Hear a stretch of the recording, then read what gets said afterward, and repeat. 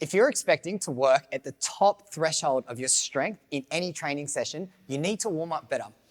We've got a lot of people in my gym at the moment that are actually focusing on a powerlifting comp that's coming up next weekend. And a common theme that I've had with them is discussing the fact that they need to warm up and get closer to their top sets.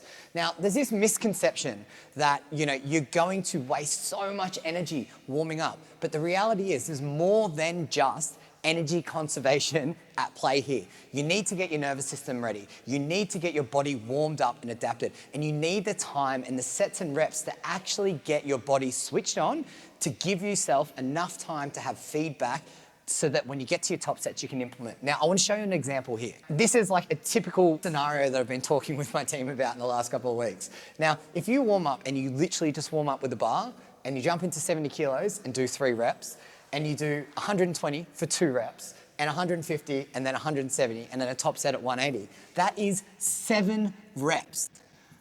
That is not peak performance. Over here, you've got the same setup, but you're doing more reps. So you've got 70 by 5, 120 by 5, 140 by 3, 160 by 2, 170 by 1. Now, we've got 17 reps in total. Now, that there is not going to fatigue you. I think we like to put ourselves in a blanket with, foam around it and think that we're so fragile. Our bodies are adaptable, and you need to warm up in a way that allows you to perform at your best. And 7 reps ain't it.